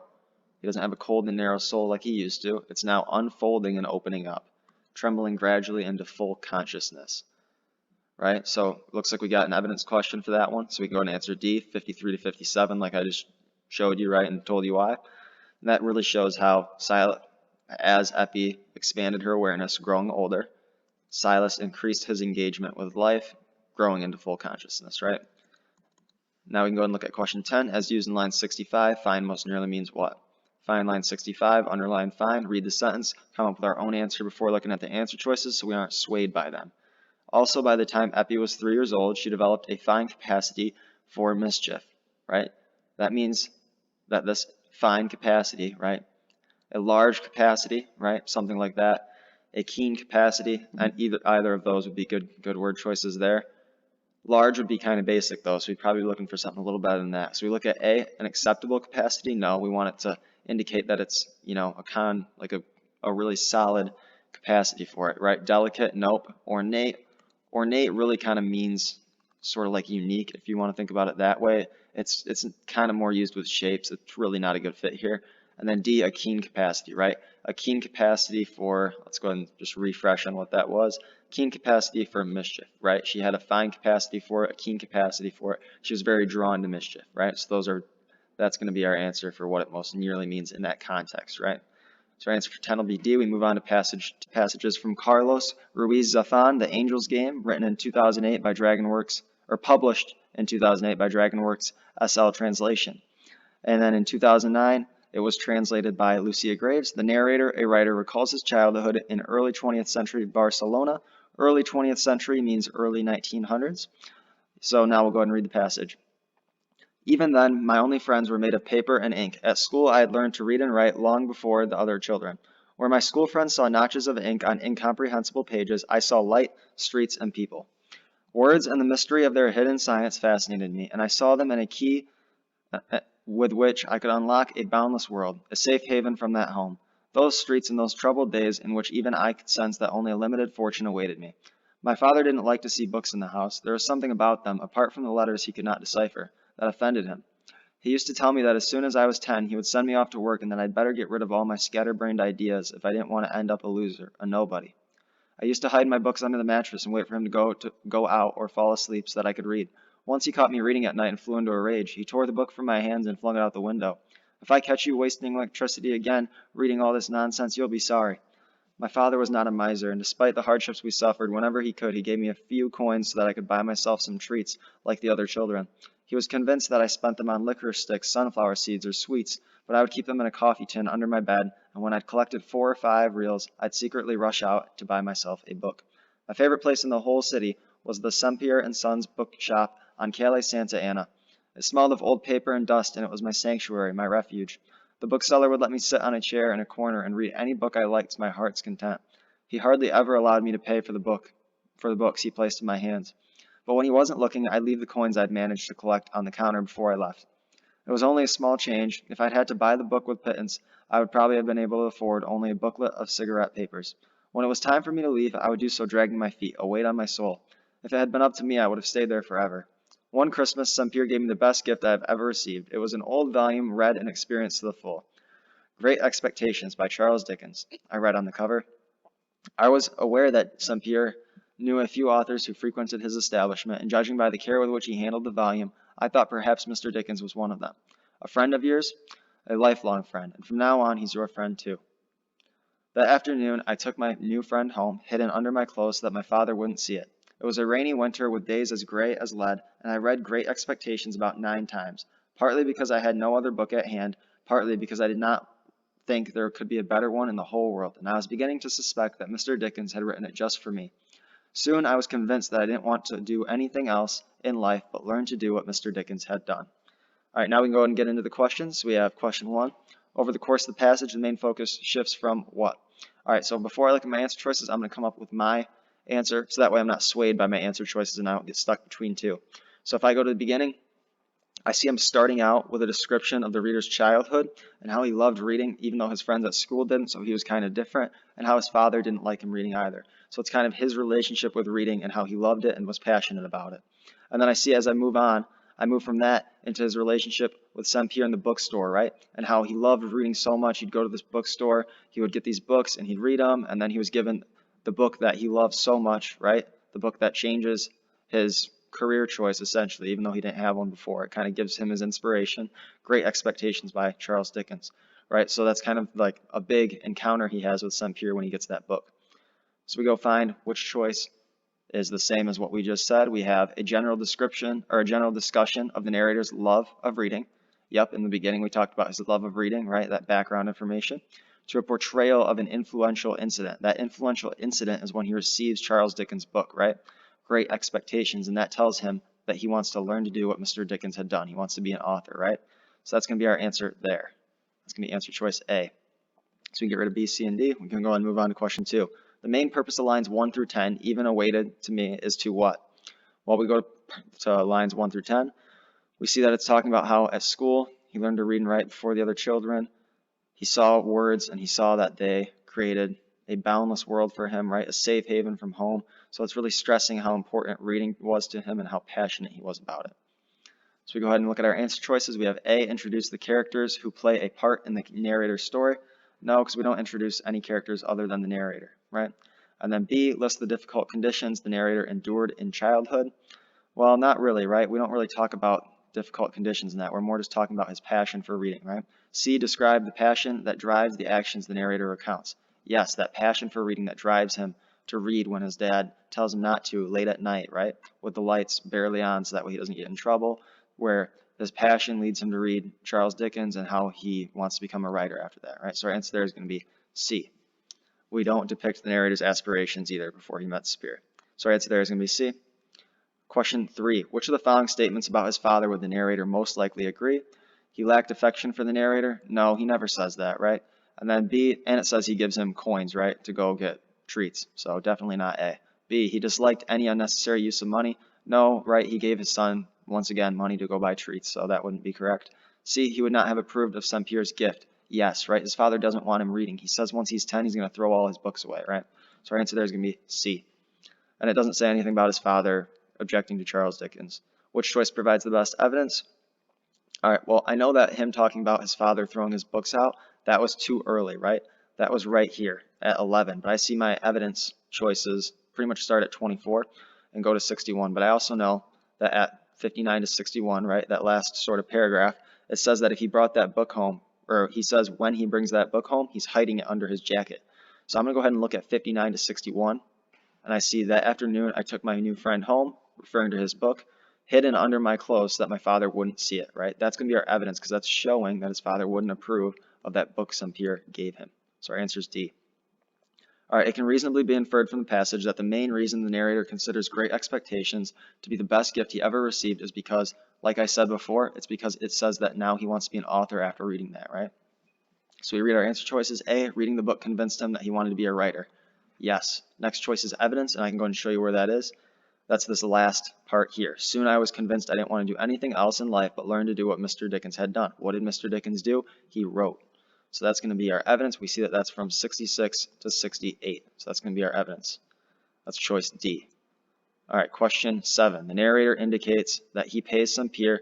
That's going to be less than what the books are worth, right? Less than what the books are worth, right? Because he says he only leaves a couple pennies or a couple, right, or whatever currency they were using, far less than what they were worth, right? So we've got less than Saint-Pierre expects him to pay for the books. No, because Saint-Pierre doesn't expect him to pay anything, right? He pretty much gives them to him for free, and the narrator just kind of leaves that money there just as a thank you, right? B, nothing. No, because it says he does give him some. C, the money he makes selling sweets. He doesn't sell sweets. That'd be if you misinterpreted the text. D, much less for the books than they are worth. Yes. As used in line 44, wait most nearly means what? Well, we go to line 44. We're going to circle wait. We do that. Now we're going to read that sentence and come up with our answer before we look at the answer choices so we aren't swayed by the answer choices. When it was time for me to leave, I would do so dragging my feet, a weight on my soul.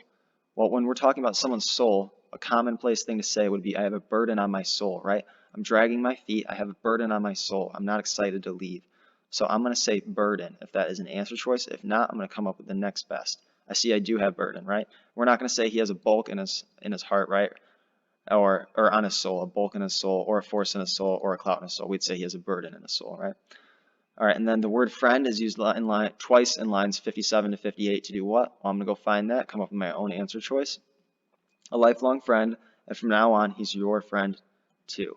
All right, so that's kind of telling us that to Saint-Pierre, he considers Dickens to be a friend of his, and also that when he gives this book away, right, he believes that that book will then cause Dickens to be a friend of our narrators as well. So we look at our answer choices. We have A, underline the importance of the narrator's connection to Saint-Pierre. No, we're talking about the Saint-Pierre's connection to Dickens, right? So that one's going to be wrong. B, stress how friendships help the narrator deal with his situation at home. The narrator's not talking in that one. It's Saint-Pierre. C, emphasize the emotional connection Saint-Pierre feels to reading. Yes, right? Saint-Pierre feels that Dickens is his friend just from reading that book. So that's going to emphasize his emotional connection to reading. And then D, imply the narrator's sentiments caused him to make an irrational decision. No, it doesn't say anything about an irrational decision or the narrator's sentiments. It's Saint-Pierre talking, so that one's way off base. And then question 10, which statement best characterizes the relationship between Saint-Pierre and Charles Dickens? All right, well, as we discussed, right, Saint-Pierre, he feels close to Dickens because of his writing, right? So we look at our answer choices. Also, Saint-Pierre really admires Charles Dickens' writing as well, right? He talks about how he considers it a friend. He talks about how good it is, right? So we got A, Saint-Pierre models his own writing after Dickens' style. No, it doesn't say Saint-Pierre's a writer. B, Saint-Pierre is an avid admirer of Dickens' work. Yes, right? He really likes it. When it says that it was, I'll go ahead and show you real quick. It was right here, right? It was an old volume read and experienced to the full, right? If something's read and experienced to the full, then someone's an avid admirer of that work. When we look at choice C, Saint-Pierre feels a personal connection to details of Dickens' biography. Well, we don't know. We don't really talk about Dickens' biography, right? We don't know if Great Expectations is a biography or not. It's not explicitly stated as far as I can tell. And then as far as Saint-Pierre feeling a personal connection, it never says that, right? So our answer is going to be B. And then D, Saint-Pierre considers himself to be Dickens' most appreciative reader. No, there's nothing like that, right? There's nothing saying where Saint-Pierre says, oh, I've read every single book and no one likes Dickens more than I do, right? No one likes Charles Dickens more than I do. So he never says that. So B will be our answer for 10. Now we can go ahead and move on to passage 2. So we have the passages adopted from Amy Tan, The Bone Setter's Daughter, in 2001 by Amy Tan. At last, old Widow Lowe was done haggling with the driver, and we stepped inside Father's shop. It was north-facing, quite dim inside, and perhaps this was why Father did not see us at first. He was busy with a customer, a man who was distinguished-looking, like the scholars of 2 decades before. The 2 men were bent over a glass case, discussing the different qualities of ink sticks. Big Uncle welcomed us and invited us to be seated. From his formal tone, I knew he did not recognize who we were. So I called his name in a shy voice, and he squinted at me, then laughed and announced our arrival to Little Uncle, who apologized many times for not rushing over sooner to greet us. They rushed us to be seated at one of the 2 tea tables for customers. Old Widow Lowe refused their invitation 3 times, exclaiming that my father and uncles must be too busy for visitors. She made weak efforts to leave. On the 4th insistence, we finally sat. Then Little Uncle brought us hot tea and sweet oranges, as well as bamboo latticework fans with which to cool ourselves. I tried to notice everything, so I could later tell Gua Long what I had seen, and tease out her envy. The floors of the shops were of dark wood, polished and clean, no dirty footprints, even though this was during the dustiest part of the summer, and along the walls were display cases made of wood and glass. The glass was very shiny, and not one pane was broken. Within those glass cases were our silk-wrapped boxes, all our hard work. They looked so much nicer than they had in the ink-making studio at Immortal Heart Village. I saw that Father had opened several of the boxes. He set sticks and cakes and other shapes on a silk cloth covering a glass case that served as a table on which he and the customers leaned. First he pointed to a stick with a top shaped like a ferry boat and said with graceful importance, "Your writing will flow as smoothly as a keel cutting through a glassy lake." He picked up a bird shape. "Your mind will soar into the clouds of higher thought." He waved toward a row of ink cakes embellished with designs of peonies and bamboo. "Your ledgers will blossom into abundance while bamboo surrounds your quiet mind." As he said this, precious Auntie came back into mind. I was remembering how she taught me that everything, even ink, had a purpose and a meaning. Good ink cannot be the quick kind, ready to pour out of a bottle. You could never be an artist if your work comes without effort. That is the problem of modern ink from a bottle.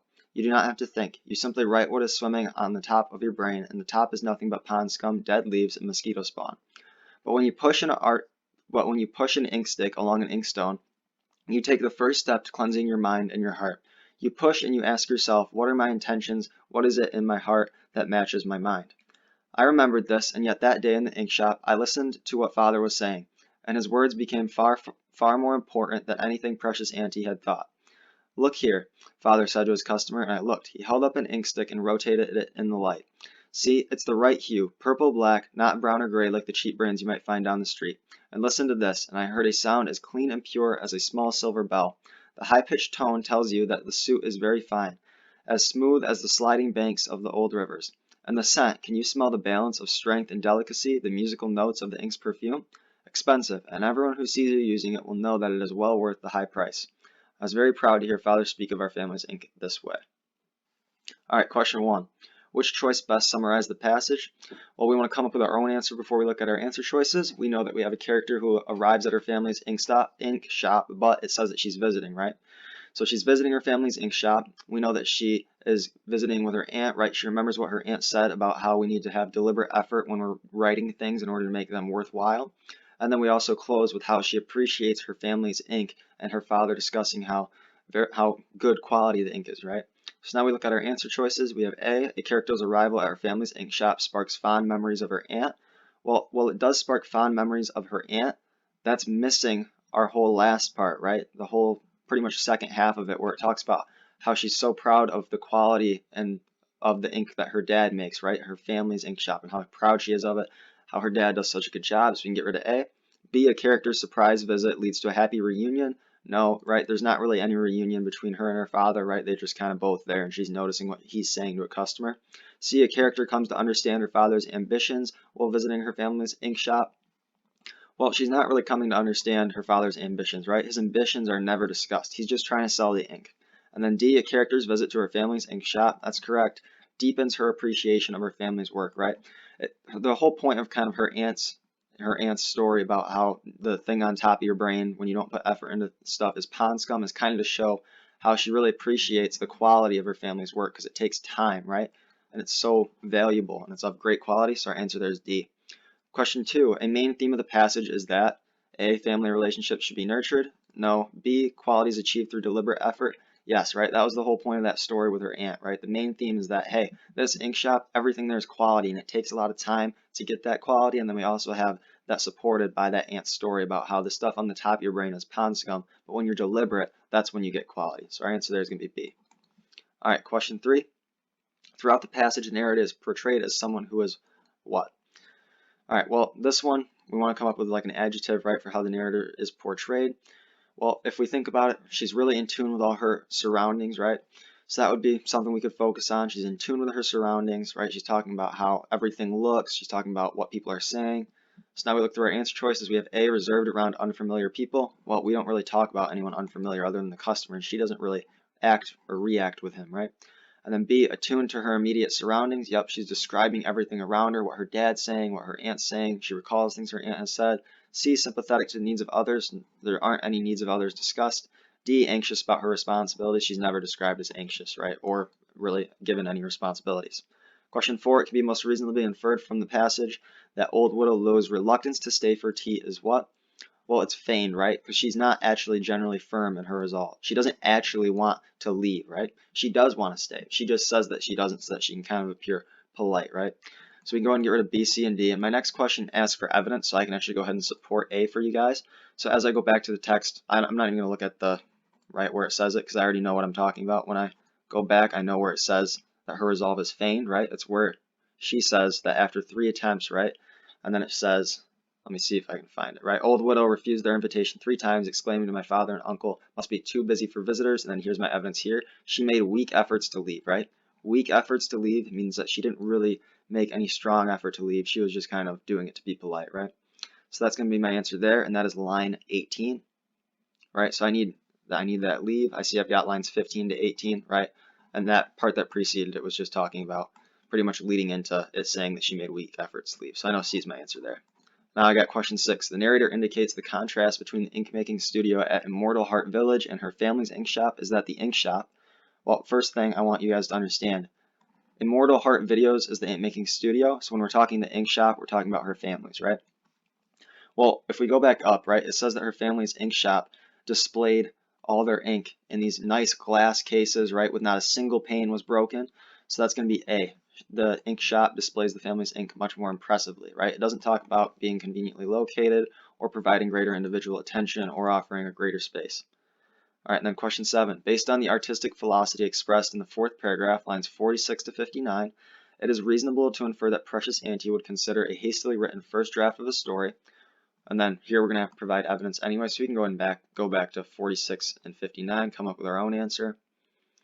All right, we got 46 to 59. This is where she's talking about how the stuff on the top of your head is pond scum, dead leaves, and mosquito spawn, right? It's not worth anything of value. It's not quality. So that's going to be our support for our claim then that if you were to do something hastily, right, and just make it off the top of your head, it's not of quality and it's not really worth anything. So our evidence then is going to be from 52 to 55. So I'm going to go down. It's on question 7. Go ahead and circle C, and I know my answer choice has to say something about how something hastily written first draft of a story would be essentially worthless in and of itself, right? It's going to be pond scum, mosquito spawn, right? And that's what we have in our evidence as well. So our answer for 7 is C and 8 is C as well. Question 9, as used in line 59, matches most nearly means. We go to line 59, we're going to square matches, right? And then we're going to read our sentence and find what a good word, like what it means, right? Like what a good synonym to put in place of it would be. So we have, what is in my heart that matches my mind? Well, what jumps out to me right away? What in her heart, right, has to correspond with what's in her mind. They have to be two things that are similar, right? They have to correspond with each other. What's in her heart needs to correspond with her mind. So I go down, I see I have corresponds with B. It's not going to compete against, right? They have to match up. It's not going to run counter to because they have to match up. And it doesn't have to treat equally, right? What's in her mind isn't treating anything in her, I think it said body, right?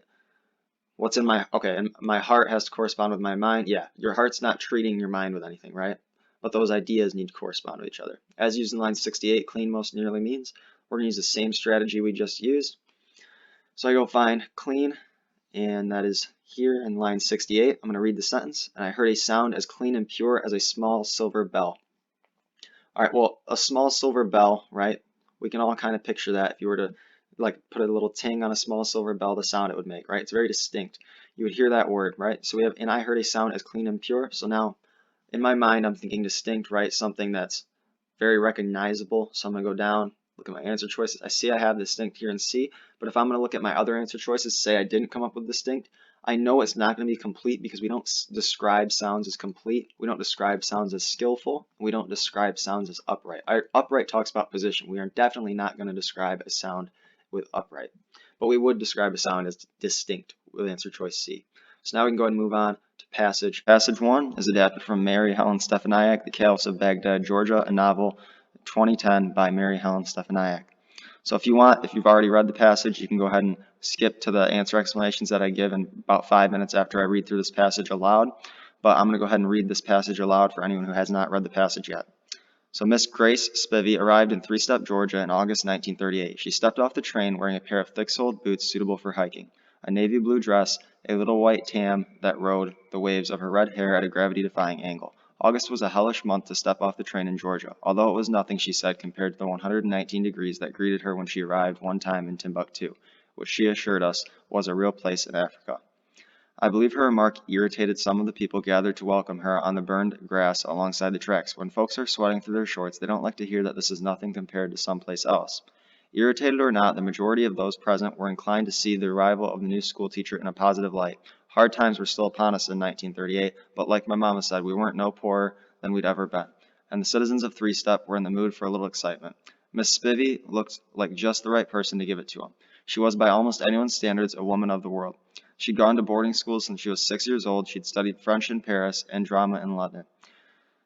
And during what she called a fruitful intermission in her formal education, she had traveled extensively in the Near East and Africa with a friend of her grandmother's, one Jeanette Miller, who was a medical doctor from Nashville, Tennessee.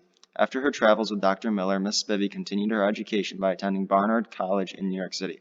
She told us all that at school the first day. When my little brother Ralford asked what did she study at Barnard College, Miss Spivey explained that Barnard, which she wrote on the blackboard, was the sister school of Columbia University of which she expected we had all heard. It was there, she told us, in the midst of trying to find her true mission in life, that she wandered one afternoon into a lecture by the famous John Dewey, who was talking about his famous book, Democracy and Education. Professor Dewey was in his 70s by then, Miss Spivey said, but he still liked to chat with students after a lecture, especially female students, she added, sometimes over coffee, and see in their eyes the fire his words could kindle. It was after his lecture and subsequent coffee that Miss Spivey had marched to the Teachers' College and signed up all aflame. 2 years later, she told a cheery blue-suited woman from the WPA that she wanted to bring democracy and education to the poorest, darkest, most remote and forgotten corner of America. They sent her to Three-Step, Georgia. Miss Spivey paused there for questions, avoiding my brother Ralford's eye. What we really wanted to know about, all 26 of us across 7 grade levels in the one room, was the pearly white button hanging on a string in front of the blackboard behind the teacher's desk up front. That button on a string was something new. When Mavis Davis, the only bona fide 7th grader at age 13, asked what it was for, Miss Spivey gave the string a tug, and to our astonishment, the whole world, or at least a wrinkled map of it, unfolded before our eyes. Her predecessor, Miss Chandler, had never once made use of that map, which was older than our father's, and until that moment, not a one of us knew it was there. Miss Spivey showed us on the map how she and Dr. Jeanette Miller had sailed across the Atlantic Ocean and past the rock of Gibraltar into the Mediterranean Sea. Using the end of her ruler, she gently tapped such places as Morocco and Tunis and Algiers to mark their route along the top of Africa. They spent 20 hours on the train to Baghdad, she said, swathed in veils against the sand that crept in every crack and crevice. And can you guess what we saw from the train, Miss Spivey said? We could not. Camels, she said. We saw a whole caravan of camels. She looked around the room, waiting for us to be amazed and delighted at the thought. We all hung there for a minute, thinking hard, until Mavis Davis spoke up. She means like the 3 kings rode to Bethlehem, Mavis said, and she folded her hands smugly on her 7th grade desk in the back of the room. Miss Spivey made a mistake right then. Instead of beaming upon Mavis, the kind of congratulatory smile that old Miss Chandler would have bestowed on her for having enlightened the rest of us, Miss Spivey simply said, "That's right." All right, now we're on to question 1. The narrator of the passage can best be described as, well, the answer is going to be A, right? It's one of Miss Spivey's former students. And the reason that it's one of Miss Spivey's former students is because if we go back up in the passage, it says she spoke to us, right? Well, if she's speaking to us, then the narrator has to be one of her former students because she was speaking in the classroom. All right, question 2. In the passage, Three-Step is mainly presented as a small rural town, right? How do we know that? Well, we know it's a small rural town because it talks about how it's in pretty much the middle of nowhere in Georgia, right? It's hot, and it says that they had 7 grade levels, but only 26 people across those 7 grade levels. So we know it's going to be a small rural town in Georgia. All right, it can reasonably be inferred from the passage that some of the people at the train station regard Miss Spivey's comment about the Georgia heat with, well, that's going to be D, resentment, because they feel that she is minimizing this discomfort, right? And I'll show you why as we go into 4, which asks for evidence to answer the previous question. Well, how do we know that it's resentment? Because they feel that she is minimizing their discomfort? Well, because if we go up and we look at where this takes place, we see from sentence 10 to 14, it says, I believe her remark, right? Her remark that it was nothing, the heat was nothing, she said, compared to the 119 degrees that greeted her when she arrived in Timbuktu. It says, I believe her remark irritated some of the people gathered to welcome her on the burned grass alongside the tracks. When folks are sweating through their shorts, they don't like to hear that this is nothing compared to someplace else, right? So that's showing her remark. It irritated some people, right, which could cause feelings of resentment, right, because they feel she's minimizing their discomfort by talking about how hot it was in Timbuktu. So our evidence there is going to be B. All right, question 5. Miss Spivey most likely uses the phrase fruitful intermission to indicate that. Well, that's going to be to indicate that she benefited from taking time off of her studies in order to travel, right? If we look at our other choices, we have B, her travels with Janet Miller encouraged her to start medical school. That's wrong because it never says she wanted to start medical school. And then C, her early years at boarding school resulted in unanticipated rewards. That's not what it's talking about. And I'll go ahead and go back and show you where it is. So it's line 26, talking about the fruitful intermission in her education. So we see it says she'd gone to boarding school since she was 6 years old. She'd studied French in Paris and drama in London, and during what she called a fruitful intermission in her formal education, she had traveled extensively in the Near East and Africa with a friend of her grandmother's, one Jeanette Miller, who was a medical doctor from Nashville, Tennessee. Well, the fruitful intermission it's talking about is her extensive travel in the Near East and Africa, right? So that will tell us immediately then that we're talking about how she benefited from her travel, right? Fruitful, indicating she benefited from her break in education and in order to travel. So our answer there is going to be A. All right. And we see D is wrong because it says what she thought would be a short break from school lasted several years. It never says that, right? It never says she thought it'd be a short break. All right, and then question 6, the interaction between Miss Spivey and Ralford serves mainly to A, suggest that Miss Spivey has an exaggerated view of what information should be considered common knowledge. Yes, because if we go back to the exchange between Miss Spivey and Ralford, go and find that. It's where they are talking about what she was studying at Barnard College, and she says that it was a sister school of Columbia, of which she expected we had all heard, right? So we see Ralford asks her what she studies, and it shows that she has a not accurate view of what people know, because she assumes they all heard of Columbia University, but they had not, right? All right, so we go ahead and move down. Question 6, right? Suggested she had an exaggerated view of what information should be considered common knowledge, right? All right, and then we know B is wrong because it says establish a friendly dynamic between the charming school children and their indulgent and doting new instructor. No, because that friendly dynamic, right, we don't really know. And also we see later on that she refuses to look at Ralford, right, when he raises, or not when he raises his hand, but when she's looking for questions. And then C, introduce Ralford as a precocious young student and Miss Spivey as a dismissive and disinterested teacher. Well, she's not dismissive and disinterested, so C is wrong. And then D, demonstrate that the children want to amuse her with their questions. Well, they aren't really asking any questions, right? There was just one. There wasn't a series of them, so that's wrong as well. In the third paragraph, what is the narrator most likely suggesting by describing Miss Spivey as having wandered, line 40, in one situation and marched, line 49, into another situation? All right, well, we go to line 40 and 49, right? We want to utilize the text that we're given. It says she wandered one afternoon into a lecture by John Dewey, right? Well, that means she didn't really have a purpose, right? It was just kind of accidental, incidental, right? She was just kind of there and it happened, right? But then we see in 49, marched is used, right? She marched to the teacher's college and signed up all aflame, all ready to teach and all inspired, right? So that's going to be our contrast there. So we're going to go down, look at our answer choices. We see what's the narrator most likely suggesting by describing it in this light.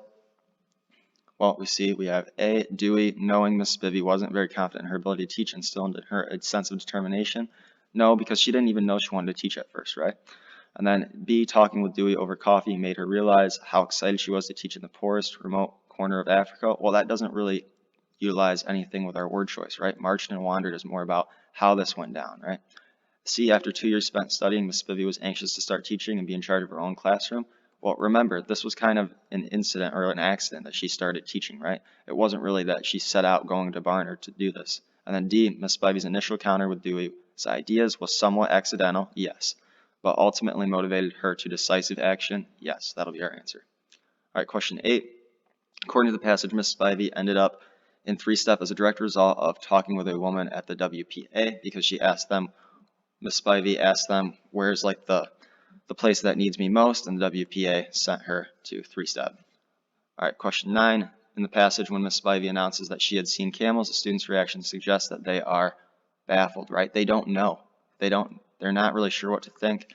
So if we go back up and we look at that, and then we also need to find evidence, right? So we'll go ahead and find what line of evidence we're going to use for that anyways.